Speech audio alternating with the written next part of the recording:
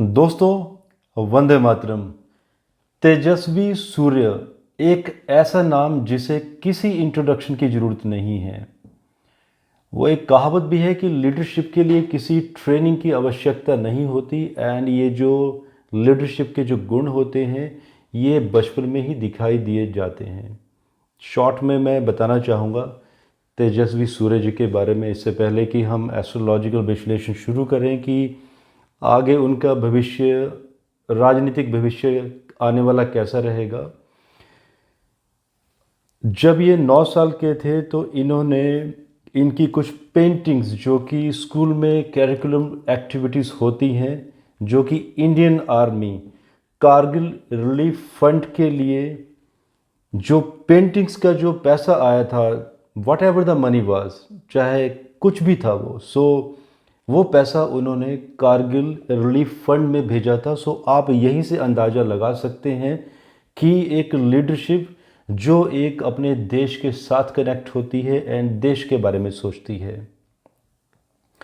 And 18 साल की as में इन्होंने अराइज इंडिया नाम का एक एनजीओ स्टार्ट किया था जो कि पिछड़े वर्ग के लोगों की डेवलपमेंट के लिए था और उनको एजुकेट करने के लिए। इसके बाद मैं इनकी एस्ट्रोलॉजिकल विश्लेषण शुरू करने जा रहा हूं एंड आज हम देखेंगे कि राजनीति में वो किस पद तक पहुंचेंगे। मेष लगन की कुंडली है और फायरी साइन मीन्स एक एग्रेशन, हिडन एग्रेशन, जो कि बहुत कुछ करना चाहता है अपने देश के लिए। जो जैसे मैंने कहा कि बचपन में ही वो वर्चुअस दिखाई दिए गए थे।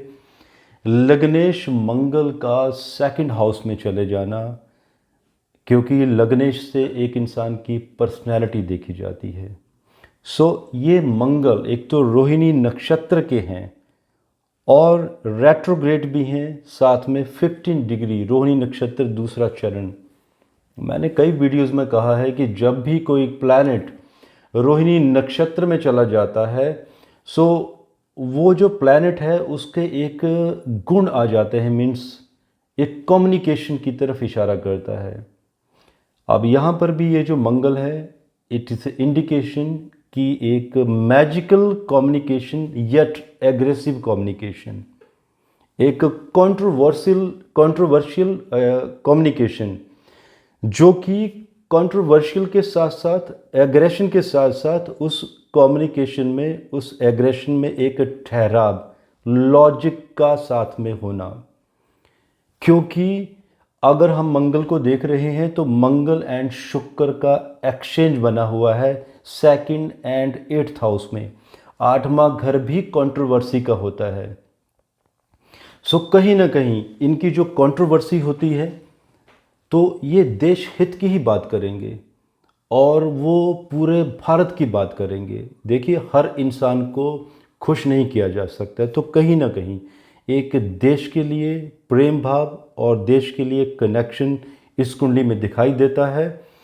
और दोस्तों, मैंने एक वीडियो भी बनाया था कि जिसमें मैंने मेंशन किया था कि 2030 में भारत सुपर पावर बनेगा। तो कहीं ना कहीं सुपर पावर तभी बन पाएगा जब एक स्ट्रॉन्ग लीडरशिप, यंग लीडरशिप भी आगे हमारे देश को मिलती रहेगी। तो ये एक ऐसी कुंडली है जो हमारे भारत में एक स्ट्रॉन्ग लीडरशिप की तरफ इशारा करती है और देश की तरक्की की भी बातें करती है।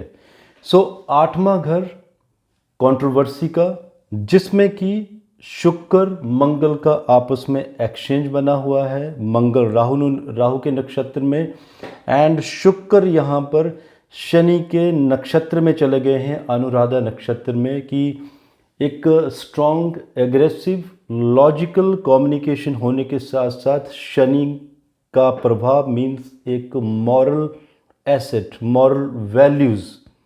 क्योंकि ये जो मंगल है, इट इज़ ए इंडिकेशन कि कोई भी विरोधी इनके सामने नहीं टिक पाएंगे, बिकॉज ये मंगल सेकंड हाउस का एक स्ट्रॉन्ग ऑरेटर भी बनाता है इंसान को। अगर हम 2019 के इलेक्शंस की भी बात करें तो जो इनके विरोधी थे, जो मुझे अंदाज़ा है शायद वो 3 लाख वोटों से इन्होंने उनको हराया था। और आज भी जब इनके विरोधी इनसे बात करते हैं, कन्फ्रंटिंग होते हैं, तो इनके सामने खड़े नहीं हो पाते हैं। इसके और भी कारण हैं, क्योंकि इनका शनि 9th हाउस का, जो कि स्ट्रॉन्ग मॉरल वैल्यू की तरफ इशारा करता है, और शनि का नवम घर में बैठ जाना मीन्स कि एक न्याय व्यवस्था को सुचारू रूप से लागू करना, न्याय की तरफ बढ़ना एंड सबके बारे में, सबके हित के बारे में सोचना। एंड इसी शनि की एकादश भाव में दृष्टि मीन्स तीसरी दृष्टि, स्वराशि अपनी ही मूल त्रिकोण राशि को शनि द्वारा दृष्ट होने का मतलब है कि अभी ये मेंबर ऑफ पार्लियामेंट है, तो कहीं ना कहीं देखिए, हमें तो नहीं मालूम कि सिस्टम कैसे है भारतीय जनता पार्टी का या करंट गवर्नमेंट का, तो ये इशारा करता है कि शनि का एकादश भाव में दृष्टि, एकादश भाव से संविधान में चेंजेस के बारे में भी विचार किया जाता है। तो कहीं ना कहीं ये किसी कोर ग्रुप के मेंबर होने चाहिए, जिसमें कि ये संविधान में बदलाव एंड कोई ना कोई ड्राफ्ट पे वर्क भी कर रहे होंगे, एंड ये बातें आने वाले वक्त में आप लोगों के सामने आएंगी। और संविधान में किस तरह का बदलाव, वो भी हम अभी देखेंगे। शनि की 10वीं दृष्टि छठे घर में, शत्रु स्थान में, शत्रु इनके सामने खड़े नहीं हो पाएंगे कभी भी। दोस्तों, ये जो संविधान के चेंजेस दिखाई देते हैं, जिसमें शनि का धनु राशि में बैठना एंड साथ में नवमेश, शनि जिस शनि का डिपॉजिटर नवमेश गुरु का चौथे घर में चले जाना, गुरु का केतु के साथ, क्योंकि एक जब भी गुरु केतु के साथ चले जाते हैं तो गुरु का एक इन्फ्लुएंस रहता है, एक सनातन के लिए एक हिंदुत्व सोच रहती है, मीन्स एक देश के प्रति भावना। सो कहीं ना कहीं ये जो गुरु केतु चौथे घर में बैठे हैं, द हाउस ऑफ प्रोस्पेरिटी, इनका हिंदुत्व की तरफ झुकाव, सनातन की तरफ झुकाव, बिकॉज ये सही भी है, क्योंकि अगर भारत को सुपर पावर बनाना है तो सनातन के बारे में जब तक पूरी दुनिया नहीं जानेगी इस वैदिक साइंस को, तब तक भारत को सुपर पावर नहीं बनाया जा सकता है। तो इसी पे कहीं ना कहीं ये काम करते हुए दिखाई दे रहे हैं। और क्योंकि गुरु एंड केतु की भी अगर हम बात देखते हैं, तो दोस्तों इस तरह का राजयोग बहुत कम कुंडलियों में होता है। गज केसरी राजयोग की मैं बात कर रहा हूँ। चंद्रमा से गुरु 10वें घर में एंड गुरु लगन से चौथे घर में। गुरु एंड चंद्रमा दोनों पर, किसी भी प्लैनेट पर, किसी भी मेलफिक प्लैनेट का कोई भी दृष्टि या प्रभाव नहीं है, एंड दोनों ही गुरु यहाँ पर मित्र क्षेत्री हैं, चंद्रमा के घर में बैठे हुए हैं। स्ट्रॉन्ग गज केसरी योग। यही गुरु नवमांश कुंडली में नवम स्थान में बैठे हुए हैं एंड साथ में शनि के साथ, और शनि वर्गोत्तम के साथ बैठे हुए हैं। तो नवमांश कुंडली में नवमेश एंड दशमेश का योग बना हुआ है। सो जो कि एक बहुत बड़ा राजयोग है, जो आगे इनको राजनीति में बहुत बड़े पदों पर ले जाएगा। और यही 9th हाउस इनके फादर के बारे में भी इशारा करता है कि इनके फादर बहुत ही इन्फ्लुएंशियल पर्सन होने चाहिए। अब हम आगे मूव करते हैं फिर से अष्टम घर पे। 8वें घर पे अगर हम 8वें घर में अगर हम बुध की भी स्थिति देखते हैं, तो बुध से भी कम्युनिकेशन के बारे में विचार किया जाता है। सो बुध का अष्टम घर में चले जाना। दोस्तों, अब यहाँ पर मैं एक बात बताने जा रहा हूँ। बहुत सारे ज्योतिषियों का ये मत है कि छठे, 8वें एंड 12वें घर में जब ग्रह चले जाते हैं तो वो राजयोग नहीं बन पाता है। ऐसा नहीं है। किसी ने क्वेश्चन भी पूछा था, तो अगर वो आज देख रहे हों तो ये मैं बताना चाहता हूँ कि इस अष्टम घर में एक बहुत बड़ा हिडन राजयोग बना हुआ है, जो कि सडन, अचानक बहुत बड़ी सत्ता, बहुत बड़ी पावर देता है। और आप देखेंगे कि देख भी रहे हैं कि बहुत ही छोटी उम्र में वो मेंबर ऑफ पार्लियामेंट भी बने थे, एंड साथ में इन्होंने एबीवीपी को भी ज्वाइन किया, युवा मोर्चा बीजेपी का। सो बहुत सारी ऑर्गेनाइजेशन के साथ ये जुड़े रहे छोटी ही उम्र में। अष्टम घर में अभी आप स्थिति देखिए, एक तो मंगल एंड शुक्र का एक्सचेंज, बुध का कम्युनिकेशन लॉर्ड का वहाँ पर बैठना, एंड साथ में यहाँ पर पंचमेश सूर्य।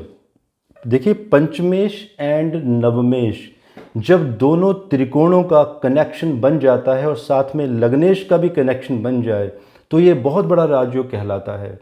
सो यहाँ पे लग्नेश मंगल की अष्टम घर में युति एंड साथ में एक्सचेंज, पंचमेश सूर्य का अष्टम घर में होना मीन्स मंगल एंड सूर्य का आपस में फिर से कनेक्शन, एंड साथ में नवमेश गुरु की पंचम दृष्टि अष्टम घर के ऊपर। सो एक बहुत ही बड़ा राजयोग जो कि इनको ग्लोबल लीडर भी बनाता है। लेकिन ये अलग बात है कि आठवां घर है जो अरिष्ट भी देता है, जो कि हेल्थ केसेस, हेल्थ डिसऑर्डर, उसके बारे में भी यहाँ से विचार किया जा सकता है। लेकिन राजयोग ये बहुत बड़ा है। अब क्वेश्चन आता है कि क्या और भी इनके प्लैनेट्स हैं जो राजयोग की तरफ इशारा करते हैं। दोस्तों इनका अगर हम मंगल देखते हैं तो मंगल भी वर्गोत्तम है, नववांश कुंडली में भी मंगल टॉरस साइन में बैठा हुआ है।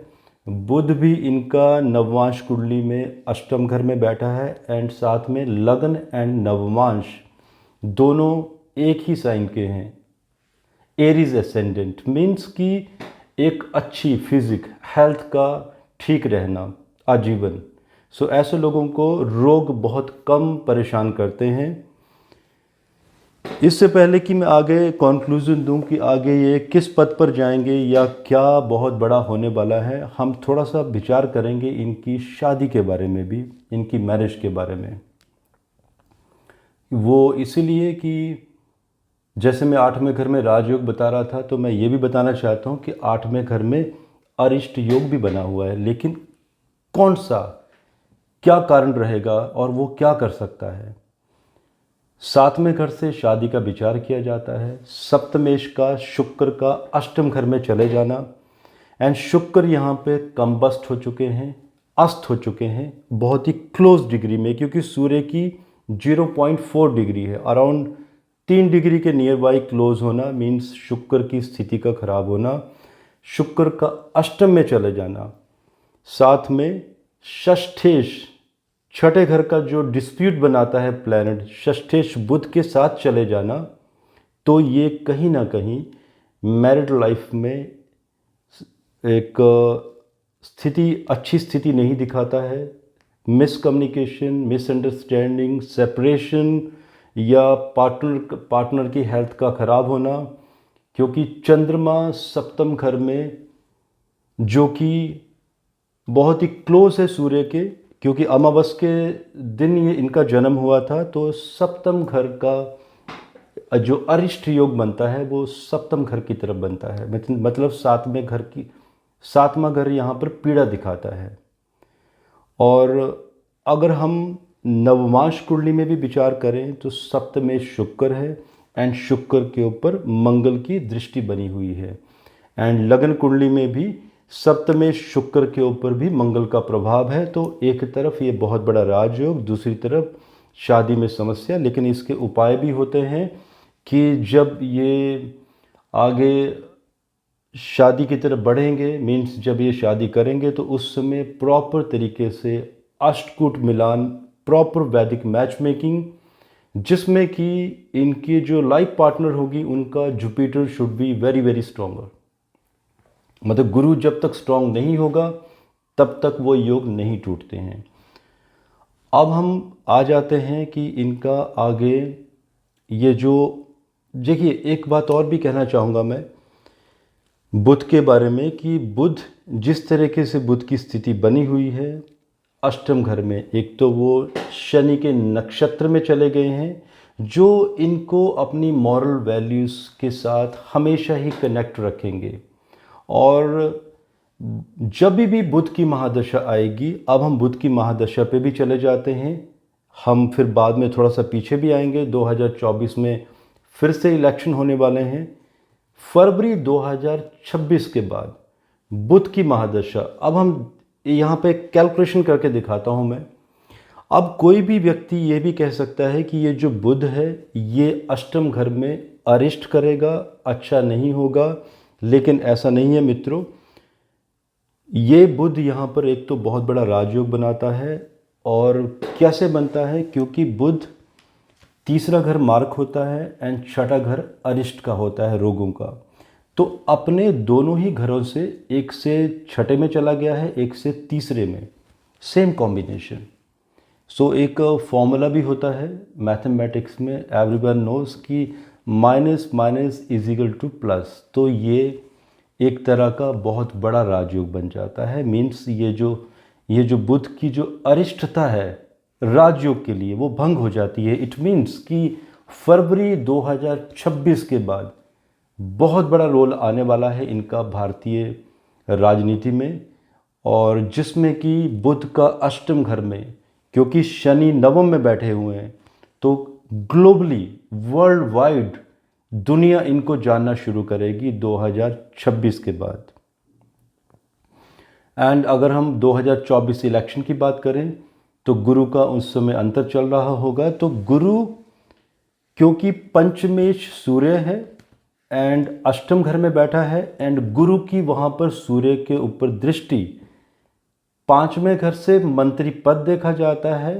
तो ये श्योर है कि 2024 के इलेक्शन में इनको कोई बहुत बड़ा मंत्री पद मिलने वाला है, जो कि telecommunication, this kind of industry, या तो जो एग्रेसिव प्लैनेट हैं इनके, ये भी दिखाते हैं कि विदेश मंत्रालय, रक्षा मंत्रालय, और रही बात होम मिनिस्ट्री की, उस पर भी हम आगे बढ़ेंगे कि कब वो पॉसिबिलिटीज़ बनेंगी।